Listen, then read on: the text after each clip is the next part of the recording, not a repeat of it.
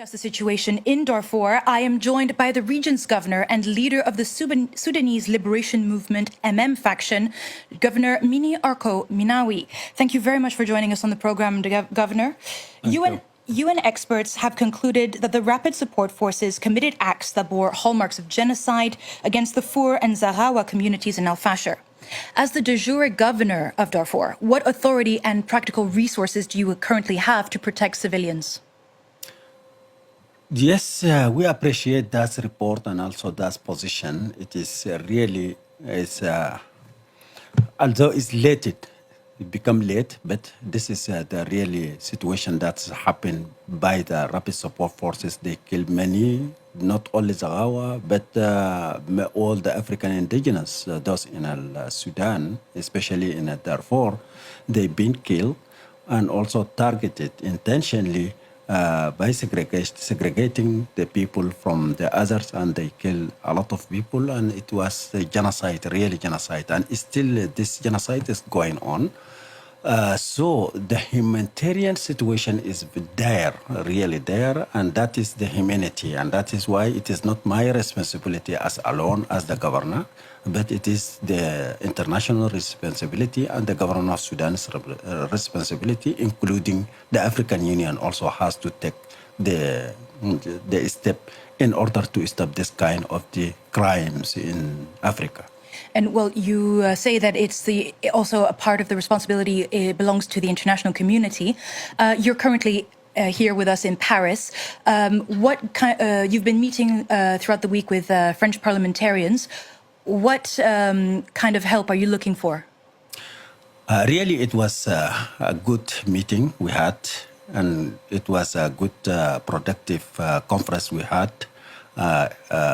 Many parliamentarians, they spoke about the government has to take place and change the position that it was neutrality. This is not the time of the neutrality because it is a genocide that's committed by the RSF, by the Tasis, so-called Tasis government.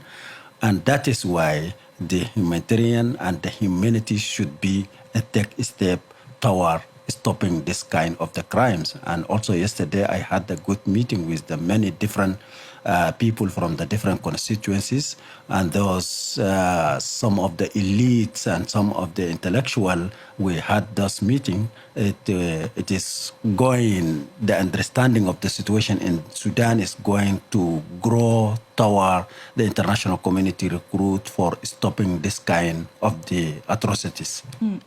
And in January, the Sudanese armed forces announced plans to mobilize to retake Darfur and Kordofan. Do you know what the current status of that effort is, and what role, if any, are your forces from the Sudanese Liberation Movement MM faction playing? To compare with the first at the beginning date of the war, it was almost all the Sudan has been taken by the RSF. But now we moving toward liberate every inch of Sudan, including Darfur.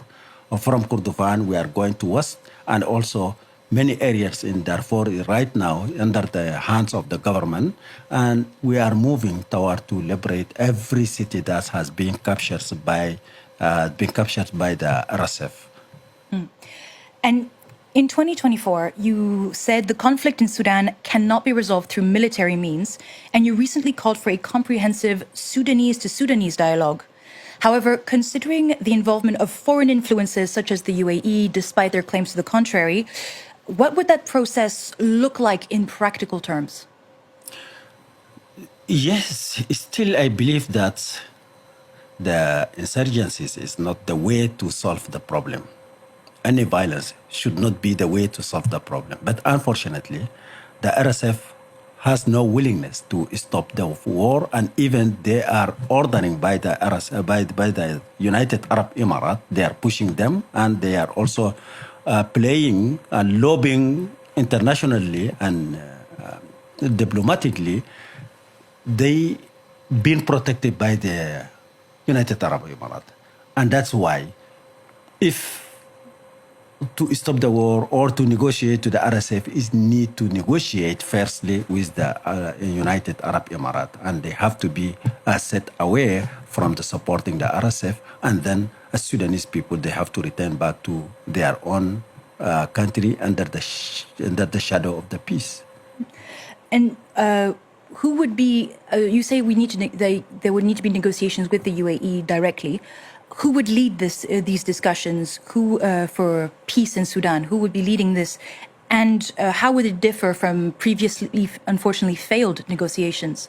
And would it include a lot the of RSF? initiation? A lot of initiations are there, including the Quartet initiative, which that's never been rejected, but we have a lot of observations about that initiative because the United Arab Emirates is inside that Quartet, and that's why we said the United Arab Emirates is the part of the war, should not take any status of the negotiator or mediator or facilitator, whatever status that they are trying to hide behind that. It's not acceptable because they will undershadow the war once again. And that's why we said the other countries like United States of America, like Egypt, like the Kingdom of the Saudi Arabia, they are okay. They are playing the good role, and we are welcoming. But it's United Arab Emirates is not welcoming in the Quartet.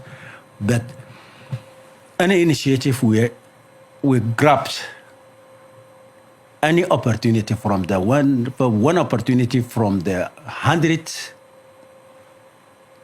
among the 100 opportunity of the war, one opportunity of the peace. But at the same time, we need the RSF has to be classified as the terrorist organizations, first of all. Number two, they have to pull out and walk out from all the cities in order to give the chance to this humanity or the humanitarian situation to be improved and the people return back and resume their life. Number three, the RSF should release every abducted person and families, those under the abductions for the 3 years. They have to hand over to the Red Cross, and we think that is the benchmark to reach to the peace. Thank you very much, Governor.